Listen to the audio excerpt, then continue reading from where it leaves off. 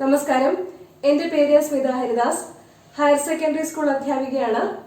Focus area ടോപ്പിക്കുകളെ ആസ്പദമാക്കി easy questions and answers പറയാമെന്ന് വിചാരിക്കുന്നു. സർക്കാർ പൊതുവിദ്യാഭ്യാസ വകുപ്പിന്റെ സമഗ്ര ശിക്ഷ കേരളത്തിന്റെ SSKയുടെ 72 പേജ് PDF എല്ലാവർക്കും കിട്ടിക്കാണുമെന്ന് കരുതുന്നു. ഇല്ലെങ്കിൽ ലിങ്ക് ഡിസ്ക്രിപ്ഷൻ ബോക്സിൽ തരാം. അതിലെ ചോദ്യങ്ങളാണ് ഞാനിവിടെ പറയുന്നത്. അതുകൊണ്ട് തന്നെ എൻ്റെ ക്ലാസ്സുകൾ ശ്രദ്ധിച്ചാൽ എളുപ്പത്തിൽ നല്ല മാർക്ക് സ്കോർ ചെയ്യാനാവും. കൂടുതൽ ചോദ്യങ്ങൾ കുറച്ച് സമയം കൊണ്ട് വായിച്ച് മനസ്സിലാക്കി ഉത്തരങ്ങൾ എഴുതണമെന്നിരിക്കെ എല്ലാ സെഷനുകളിൽ നിന്നും പരമാവധി ചോദ്യങ്ങൾ പരിചയപ്പെടുത്തുക എന്നതാണ് ഉദ്ദേശിക്കുന്നത്. പ്രിയപ്പെട്ട സ്റ്റുഡൻസിന് എൻ്റെ ക്ലാസ്സുകൾ പ്രയോജനപ്പെടും. നല്ല മാർക്ക് എല്ലാവർക്കും നേടാനാവും എന്ന് പ്രത്യാശിക്കുന്നു. ഇന്നത്തെ ക്ലാസ്സിൽ കറണ്ട് ഇലക്ട്രിസിറ്റി എന്ന 3ാം പാഠത്തിലെ ഈസി ക്വസ്റ്റ്യൻസ് ആൻഡ് ആൻസേഴ്സ് ആണ് ഉൾപ്പെടുത്തിയിരിക്കുന്നത്. എളുപ്പമുള്ള മെത്തേഡിൽ ഏതാനും പ്രോബ്ലംസും വർക്കൗട്ട് ചെയ്യാം. ആദ്യത്തെ 4 പാഠങ്ങൾ പരീക്ഷയിലെ കീ ചാപ്റ്റേഴ്സ് ആണ്, ഏറ്റവും പ്രധാനപ്പെട്ട അധ്യായങ്ങളാണ്. അതുകൊണ്ട് അവ പ്രത്യേകം പഠിക്കണം. ഫോക്കസ് ഏരിയ ബേസ്ഡ് ക്ലാസ്സുകൾ കുറേ ചാപ്റ്റേഴ്സിന്റെ ഓൾറെഡി നൽകിയിട്ടുണ്ട്. ഫുൾ ഫോക്കസ് ഏരിയ ഡിസ്കസ് ചെയ്യുന്ന ക്ലാസ്സുകൾ നൽകി കഴിഞ്ഞു. ആദ്യത്തെ 4 ചാപ്റ്റേഴ്സിന്റെ ആറ്റംസിന്റെ ന്യൂക്ലിയയുടെ ഇനിയും ക്ലാസ്സുകൾ തരാം. ഈസി ക്വസ്റ്റ്യൻസ് ആൻഡ് ആൻസേഴ്സും എല്ലാ ചാപ്റ്റേഴ്സിന്റെയും പരമാവധി തരാൻ ശ്രമിക്കാം. എല്ലാവർക്കും ക്ലാസ്സിലേക്ക് സ്വാഗതം. ഡിസ്ക്രിപ്റ്റീവ് ആയിട്ടുള്ള ക്വസ്റ്റ്യൻസ് ആണ് ആദ്യം പറയുന്നത്. ഇവയെല്ലാം ഫോക്കസ് ഏരിയ ടോപ്പിക്സിന്റെ വീഡിയോയിൽ വിശദീകരിച്ചിട്ടുണ്ട്. അതുകൊണ്ട് ഉത്തരങ്ങൾ തൽക്കാലം എക്സ്പ്ലെയിൻ ചെയ്യുന്നില്ല. ചോദ്യങ്ങൾ ജസ്റ്റ് ഒന്ന് പറയുന്നു. ഒന്നാമത്തെ ചോദ്യം സ്റ്റേറ്റ് ഓംസ് ലോ. രണ്ടാമത്തത് derive the expression for the effective resistance of 3 resistors when connected in series and connected in parallel. Third question derive the expression for the internal resistance of A cell. Fourth question, derive the balancing condition of a Wheaton's bridge. 5. Explain the meter bridge experiment to find the unknown resistance. 6. Explain the potentiometer experiment to compare the EMF of 2 cells. ഈ ചോദ്യങ്ങളുടെ എല്ലാം ഉത്തരങ്ങൾ കാണുന്നതിന് വേണ്ടി, പഠിക്കുന്നതിന് വേണ്ടി focus area ടോപ്പിക്സിന്റെ video കാണുക. ലിങ്ക് ഡിസ്ക്രിപ്ഷൻ ബോക്സിൽ കൊടുത്തിരിക്കാം. നമുക്ക് കുറച്ച് പ്രോബ്ലംസ് വർക്കൗട്ട് ചെയ്യാം. ഓക്കെ, പ്രോബ്ലംസ് എല്ലാം ഈസിയാണ്. ആദ്യത്തെ, you are given n wires, each of resistance 2 ohm. What is the ratio of maximum to minimum resistance possible with these wires? നമുക്കറിയാം സീരീസ് കോമ്പിനേഷനിലാണ് മാക്സിമം റെസിസ്റ്റൻസ് പോസിബിൾ ആവുക. For n wires the maximum resistance RS is given by RS equal to n into R. അത് maximum value ആയിരിക്കും റെസിസ്റ്റൻസിന്റെ. Minimum resistance വരുന്നത് resistors parallel ആയിട്ട് connect ചെയ്യുമ്പോഴാണ്. അവിടെ parallel effective resistance RP equal to R/N എന്നുള്ളതാണ്. So maximum resistance to minimum resistance ratio എടുക്കുകയാണെങ്കിൽ RS/RP equal to NR divided by R/N. ആറും ക്യാൻസൽ ആയി പോകും. അപ്പോൾ കിട്ടുക n² എന്നായിരിക്കും. ഇവിടെ നമുക്ക് തന്നിട്ടുണ്ട് ഒരു റെസിസ്റ്റൻസിന്റെ വാല്യൂ എന്ന് പറയുന്നത് 2 ohm ആണ്. So when n equal to 2 ohm, the ratio of maximum to minimum resistance is 4:1. n² എന്ന് പറയുമ്പോൾ 2² 4 ആണ്. So maximum to minimum resistance value is 4:1. അടുത്ത problem, the effective resistance of 2 wires is 10 ohm when connected in series and 2.4 ohm when connected in parallel. Find the value of individual resistances. നമുക്ക് രണ്ട് റെസിസ്റ്റൻസുകളാണ് consider ചെയ്യാനുള്ളത്. അവയുടെ series effective റെസിസ്റ്റൻസും parallel effective റെസിസ്റ്റൻസും തന്നിട്ടുണ്ട്. Series effective resistance എന്നാൽ R1 plus R2 ആണ്, which is equal to 10 ohm given.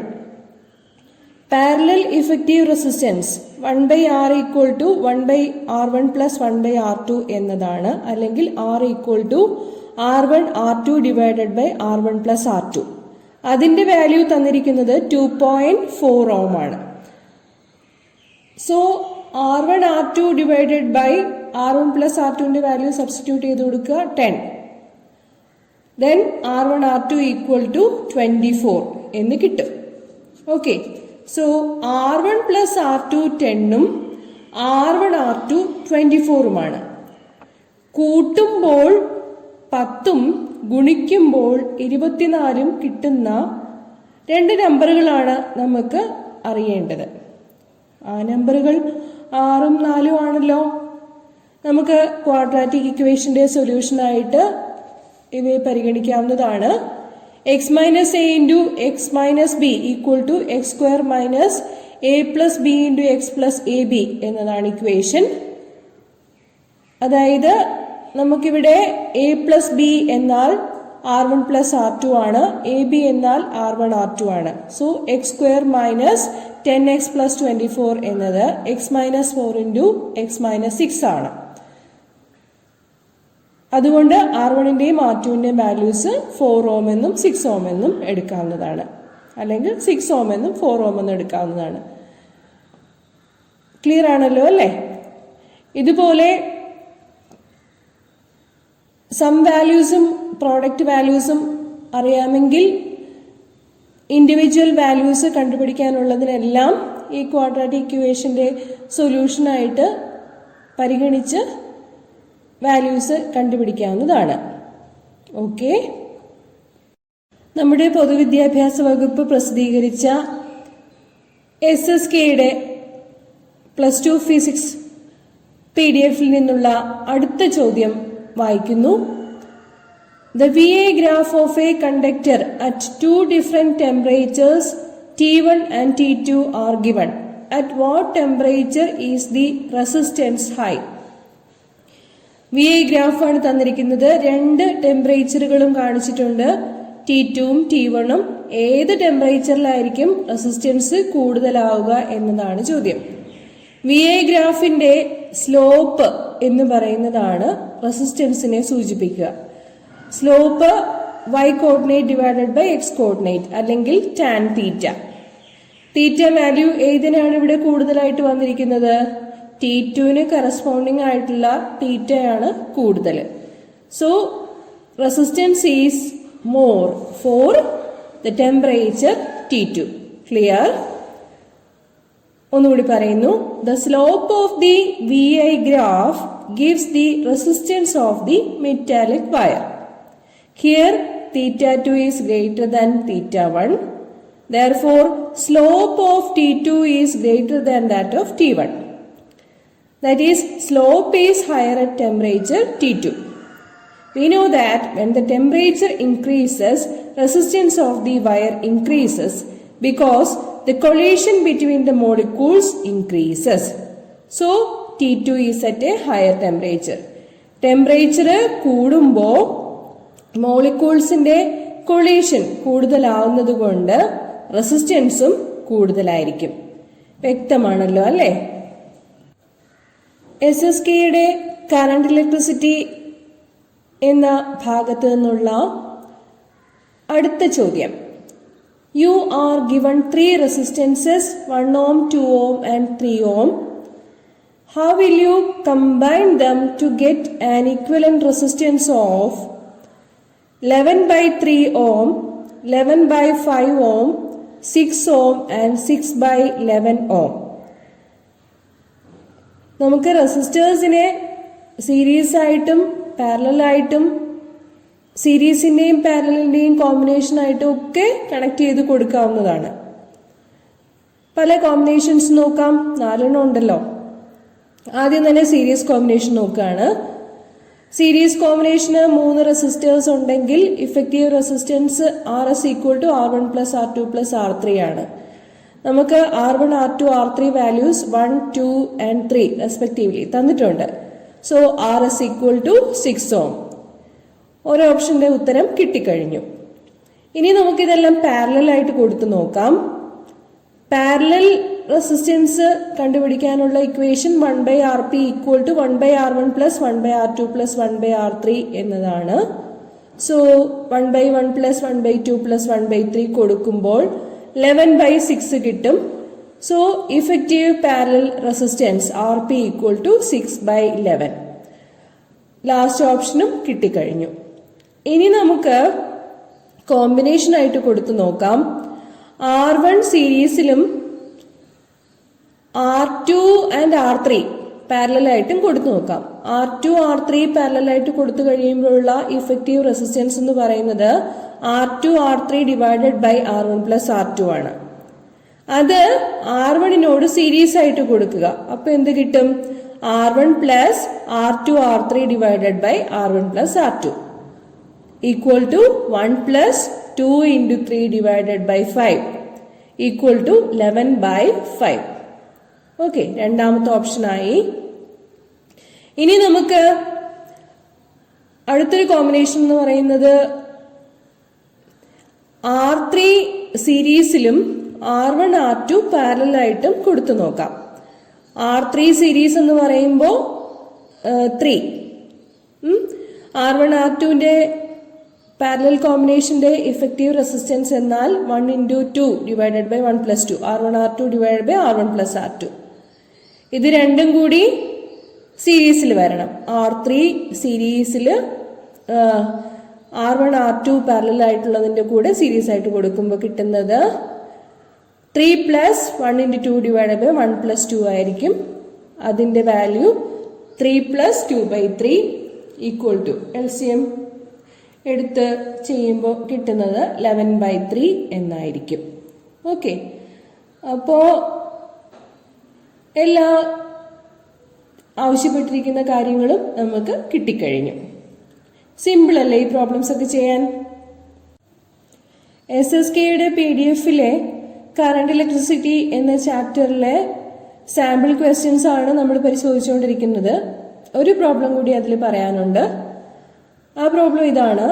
2 wires of equal lengths, one of copper and the other of manganese, have the same resistance. Which wire is thicker? ഏതിന്റെ radius ആണ് കൂടുതലായിട്ടുള്ളത് എന്നാണ് നമുക്ക് കണ്ടുപിടിക്കേണ്ടത്. കോപ്പറിന്റെ ആണോ മാംഗാനിന്റെ ആണോ? മാംഗാനിൻ എന്ന് പറയുന്നത് അലോയ് ആണ്. അലോയ് ആകുമ്പോൾ അതിന്റെ റെസിസ്റ്റിവിറ്റി കൂടുതലായിരിക്കും. ഓക്കെ, റെസിസ്റ്റൻസിന്റെ ഇക്വേഷൻ അറിയാം. R equal to rho into L/A. എങ്ങനെയാണ് ഇക്വേഷൻ കിട്ടുക? Resistance of a conductor is directly proportional to the length and inversely proportional to area, or resistance equal to a constant rho called resistivity into L/A. ഇപ്പൊ ഇവിടെ നമുക്ക് തന്നിരിക്കുന്നത് same length ആണ് കോപ്പറിനും മാംഗാനിനും. അപ്പോ റെസിസ്റ്റിവിറ്റിക്കും ഏരിയയ്ക്കും കോപ്പറിന്റെയും മാംഗാനിന്റെയും അറിയാൻ വേണ്ടിയിട്ട് സിയും എമ്മും സഫിക്സ് കൊടുത്ത് എഴുതാം. കോപ്പറിന് സിയും മാംഗാനിന് എമ്മും സഫിക്സ് കൊടുത്ത് എഴുതാം. അപ്പോൾ റെസിസ്റ്റൻസ് സെയിം ആണെന്ന് തന്നിട്ടുണ്ട്. സോ കോപ്പറിന്റെ കേസിൽ equation R equal to rho C L divided by AC എന്ന് കൊടുക്കാം.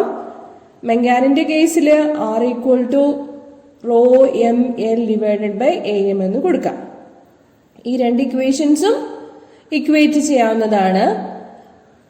എൽ ക്യാൻസൽ ആയി പോകും. പിന്നെ കിട്ടുന്നത് rho C by AC equal to rho M by AM എന്നുള്ളതാണ്. Rho C by rho M equal to AC by AM. നമുക്കറിയാവുന്ന കാര്യമാണ്. Rho M is greater than rho C. എന്താണ് കാര്യം? മെങ്കാനിന്റെ റെസിസ്റ്റിവിറ്റി എന്ന് പറയുന്നത് കൂടുതലാണ്. അങ്ങനെയാകുമ്പോൾ ഏതിന്റെ ഏരിയ ആയിരിക്കും കൂടുതലായിട്ട് വരിക? ഇക്വേഷൻ പ്രകാരം മെങ്കാനിന്റെ ഏരിയ ആയിരിക്കും കൂടുതലായിട്ട് വരിക. മെങ്കാനിൻ വയറിന്റെ ഏരിയ ആയിരിക്കും കൂടുതലായിട്ട് വരിക. ഏരിയ കൂടുതലാണെന്ന് പറഞ്ഞാൽ അതാണ് തിക്കർ ആയിട്ടുള്ളത്. So in this problem manganin wire is thicker if we have two wires of equal lengths, one of copper and the other of manganese having same resistance. Clear ആണല്ലോ അല്ലേ? ഇനി അടുത്ത ചാപ്റ്ററിന്റെ focus area questions, sample questions അടുത്ത ക്ലാസ്സിൽ കാണാം. നിങ്ങളുടെ comments എല്ലാം പ്രതീക്ഷിക്കുന്നു. കമന്റ് ബോക്സിൽ പഠിപ്പിച്ച കാര്യങ്ങൾ മനസ്സിലാവുന്നുണ്ടെങ്കിലും ഇല്ലെങ്കിലും ഒന്ന് സൂചിപ്പിച്ചാൽ നന്നായിരിക്കും. എന്നെ കേട്ടിരുന്ന എല്ലാവർക്കും നന്ദി.